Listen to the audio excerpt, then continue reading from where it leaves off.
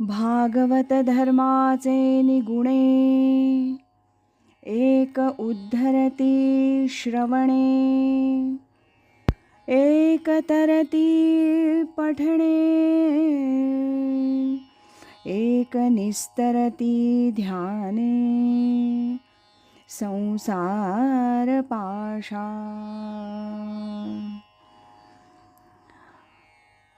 पूजनीय स्वामी कृष्णानंद लिखित शुक उवाच श्री एकनाथी भागवत भावार्थ कथा या ग्रंथातील आज ऐकूया पुष्प 6 देवांची श्रीकृष्ण भेट द्वारकेत उत्पात याचा भाग 2। स्वर्गींचा मेळा भूवर अवतरला होता। त्यात प्रजापती ब्रह्मा, नीलकंठेश्वर हे मध्यभागी होते। बाकी देवगण, रुद्रगण, गंधर्व, किन्नर, रंभादी अप्सरा अशा अनेक लोकांचा ताफा होता। त्यात कश्यपादी ऋषीगणही होते। पूजा अर्चा सत्कार घेत घेत सर्वजण श्रीकृष्ण दरबारात आले। प्रासादाची भव्यता आणि दिव्यता पाहून जो तो विस्मयित झाला। सर्वांच्या नजरा समोरच्या सुवर्ण सिंहासनावर खिळल्या आणि भगवान श्रीकृष्ण येताच सर्वांनी उत्स्फूर्त जय जयकार केला आणि गंधर्वांनी श्रीकृष्ण स्तुतीच्या गायनास आरंभ केला। शब्द, स्वर आणि आलाप यांचा मिलाप, रागांचे आरोह अवरोह यांचा संगम या सर्वामुळे ते स्वर्गीय गायन वातावरणातील मंगलतेला अधिकच सुमंगल करीत होतं। श्रीकृष्ण मनात म्हणत होता, माझं मूळ स्वरूप हे निर्गुण स्वरूपाचं असताना या भूलोकाप्रमाणे स्वरलोकी जनांना पण सगुण रूपाची जास्त गोडी आहे। त्याचं गुणगान करण्यात त्यांना आनंद वाटतोय। तरी तो काही बोलला नाही। थोड्या वेळातच गायन संपलं आणि प्रजापती ब्रह्मा पुढे येऊन उभे राहिले।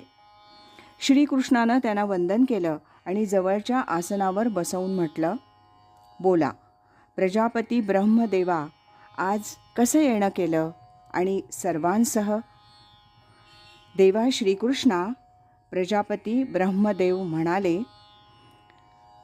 कृष्णा, ब्रह्म हे निर्गुण आणि माया ही सगुण हे विधान खरं आहे, परंतु या मायेतून विश्वाचा सर्व व्यापार चालतो हेही तितकंच सत्य आहे।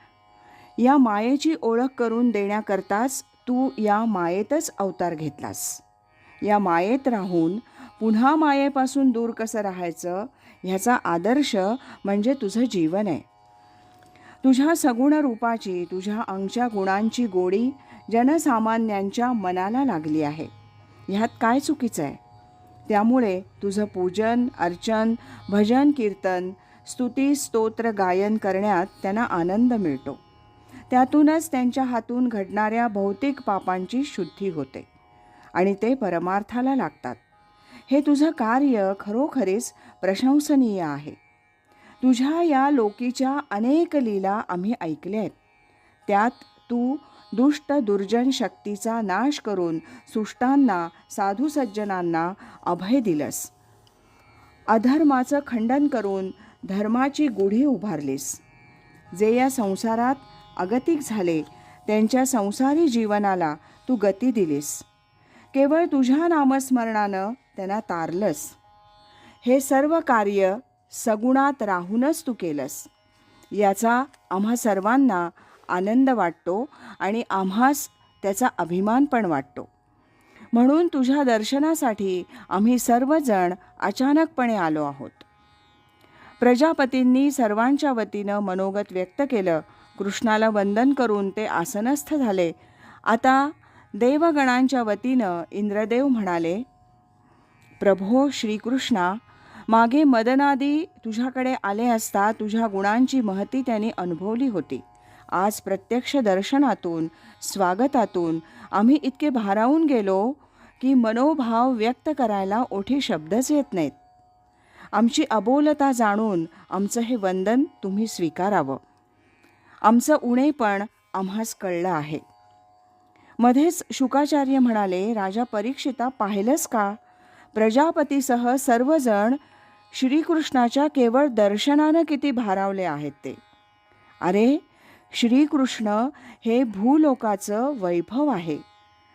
मोठ्या भाग्यानं ते लाभलं आहे.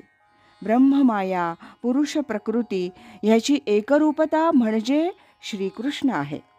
करता भरता याबरोबर तो भोगताही आहे. पण भोगून अभोगतेपण कसं असतं ह्याचं मूर्तिमंत रूप म्हणजे श्रीकृष्ण आहे. शुकाचार्य थांबले. परीक्षिताला श्रीकृष्ण दरबारात काय घडलं हे ऐकण्याची उत्सुकता आहे हे लक्षात येताच ते म्हणाले, राजा, प्रजापती ब्रह्मदेव पुढं म्हणाले, हे श्रीकृष्णा, यदुवरा, हे पूर्ण पुरुषा, तू यदुवंशात अवतार घेतलास. तुझ्या अवताराचं कार्य उत्तम केलंयस. साधू संतांना तू अभय तर दिलंसच, पण सर्वसामान्य जनांच्या मनात पण तुझ्याबद्दल प्रेम, भक्ती, आदर निर्माण केला आहेस. तुझ्या दिव्य लीलांनी तुझी कीर्ती दिगंत झाली आहे. जगतपती म्हणून तुझं स्थान प्रत्येकाच्या मनात दृढ झालं आहे. आता तुझं कार्य संपलेलं आहे, तेव्हा तू आमच्याबरोबर परत यावंस. श्रीकृष्णा, स्वर्गात सारी सुरसेना तुला पाहायला आतुरली आहे.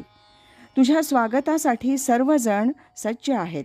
म्हणूनच आम्ही काही जण तुझ्या दर्शनाला आलो असलो तरी खरं तर तुला परत न्यायला आलो आहोत.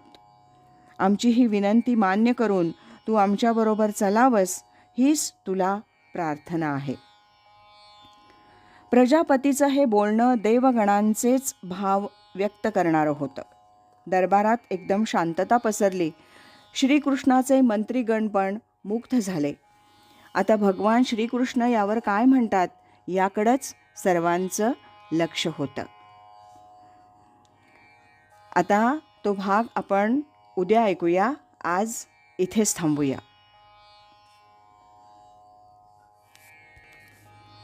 नमो व्यासमूर्ते, नमो शुकदेवा, दिला मुमुक्षुसी त्वा अक्षय ठेवा.